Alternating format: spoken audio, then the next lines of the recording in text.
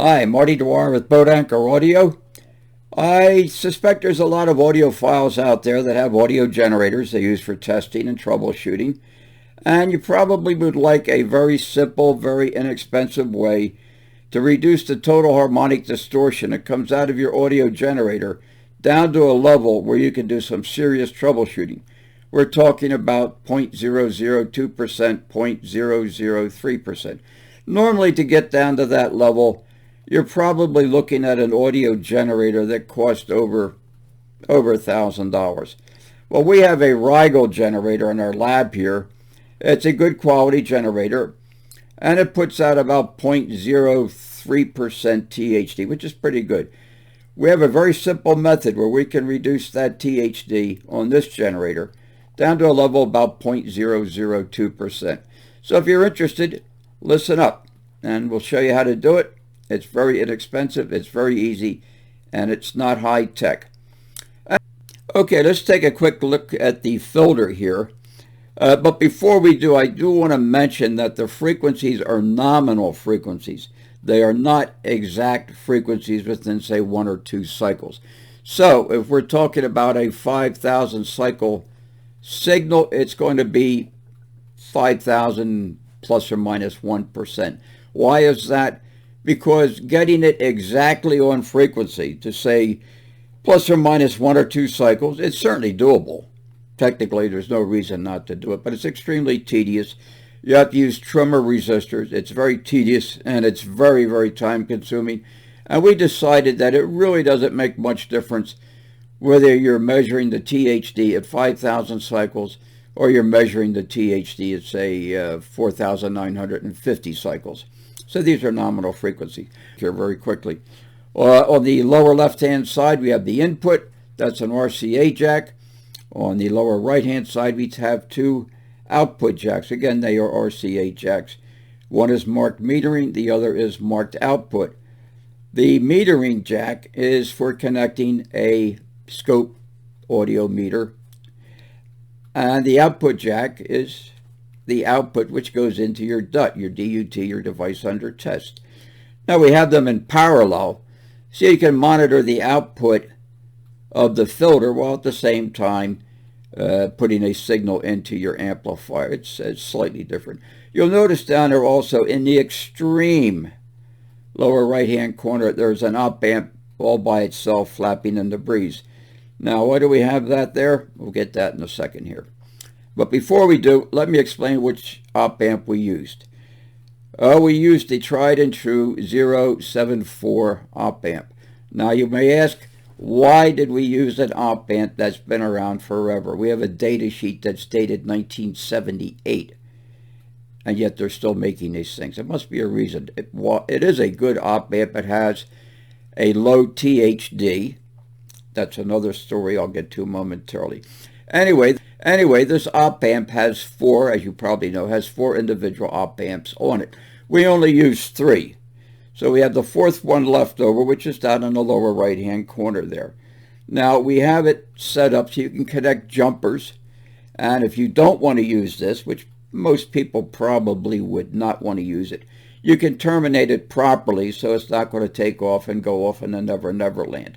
Or if you wanted, you can connect a couple of jumpers and use it as a buffer. That's your call there. As I suspect most people would not want to use it, but there it is. You can play around. They'd probably even use it for an amplifier if you wanted to, with the understanding that everything you put in the signal chain probably is going to affect the signal to at least a small extent. Anyway, if you look down at in the center at the schematic here, you'll see a rail splitter. Now, some people like a single rail supply. Put 12 volts in, ground the negative rail. I have found it easier for me personally, and I don't want to get in a religious war over this, but I think the oscillator, the op amp, is a little more stable when you have a split rail supply. So we have a rail splitter there. Very easy to use. All you do is put in 24 volts. The rail splitter knocks it down to plus 12 on one rail, minus 12 on the other if referenced to ground. and it stays there pretty stable even under variable loads. You have a couple of diodes in there for reverse polarity protection. You're pulling an all-nighter and you haven't had enough coffee, and we don't want anything ugly to happen by accidentally connecting the wrong polarity here. Anyway, that's it in a nutshell. Oh, one other thing. I mentioned these resistors banks. Up at the top there on the left-hand side and on the right-hand side, you'll see 2 resistor banks. Each bank has 6 resistors. They are the frequency determining resistors. And our previous variable bandpass filter, which is what this is, in our previous bandpass filter, we had a dual pot, which, as we said, was kind of tedious to use, even though it worked very well. All right, got a picture here of the prototype of the power supply, if I could find it. There we go. All right, there's the prototype of the power supply. All right, we got a picture here of the prototype of the filter. We'll run through it very quickly here. On the left-hand side, you see the 3 RCA jacks, the input, the output, and the metering jack. In the middle, toward the bottom, or toward the front, I guess I should say, we have 2 pots. One is for gain, one is for Q. Now, we may eliminate the pot for the Q and just put a fixed resistor in there.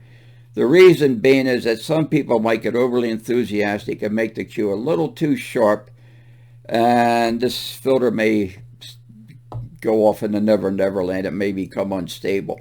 So what we may do is put a fixed resistor in there, or else keep the pot, put a stopper resistor in there so the resistance doesn't get too low and the Q gets too high.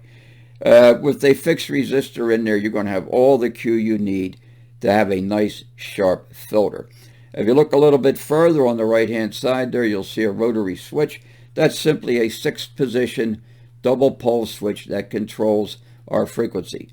Now at the top, at the upper left-hand corner, you have the toggle switches on and off. Going over to the right on the top, there's another toggle switch.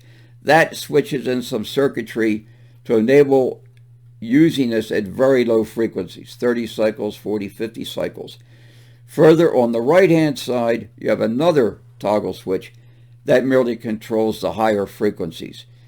Frequencies above 1 kC, frequencies below 1 K, with the exception of extremely low frequencies such as 30 or 40 cycles. Just a few words about how to use this. It's extremely simple.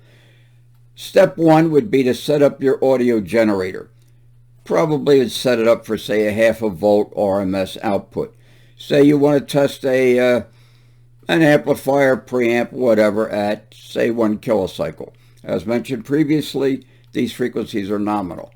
What frequency are you going to set your generator at? That depends on the resonant frequency of the filter, and that can vary a little bit. Now, you have to go through a one-time setup procedure for each of the 6 frequencies. That only takes probably less than a minute. What you would do, say, if you wanted to check at 1 kC, set it for position 3. You would set the filter at position 3.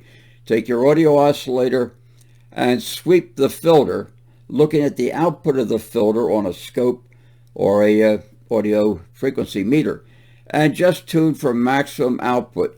Say the maximum output occurs at, say, 990 cycles. You just make a note of that, 990 cycles. And you go through that procedure for each position. If you're looking at, say, 33 cycles, that's position number 1. You look at your meter or you look at your scope. You sweep your generator manually, very slowly, and you'll find a peak. And you just tune the peak for max using the frequency generator, the audio frequency generator. Again, make a note of that.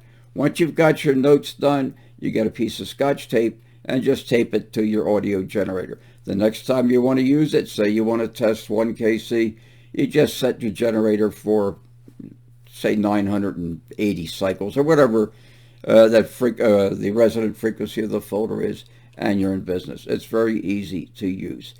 Okay, we've looked at the schematic. We have an idea of how this works. You've seen a picture of it.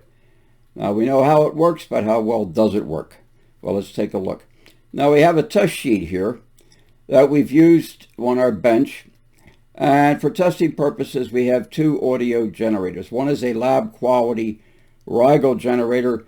The one is a somewhat elderly B&K generator. It's been around the track. Let's look at switch position 3. That's the 1 kilocycle position. Now, without the filter, the Rigel has a pretty good THD of 0.026. With the filter, it has an even much better THD of 0.002%. Now that's an improvement of 0.024%. That's fairly good. But where it really shines is where you're using an audio oscillator, an audio generator. That's really not state of the art. Now let's take a look at the B&K here. As I say, this guy's been around the track for a while. Now without the filter, the THD is 0.71%. With the filter, the THD drops down to 0.031%. That's an improvement of 0.69%. Now that brings us into the realm of the Rigel generator, THD-wise, without the filter on the Rigel. So that's quite an improvement, especially for an audio generator that's a little long in the tooth. Anyway, that's how it works. Okay, there you have it. Just a few closing remarks here. As you notice, we don't have the printed circuit board in an enclosure. It can be put into an enclosure if you wish. You would mount the board to the enclosure using the soldered in rotary switch. You can unsolder the pots, connect the pots or attach the pots to the enclosure, and hook the pots up to the board using the hookup wire. And the same thing with the RCA jacks. They too can be mounted on the enclosure, as well as the toggle switches. Anyway, that's our printed circuit board. It works pretty well.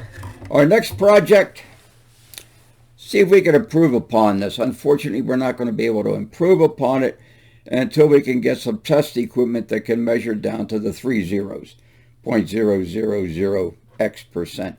That's our next benchmark. How are we going to go about that? Short of spending several $1,000s? That's an interesting question. Tune in.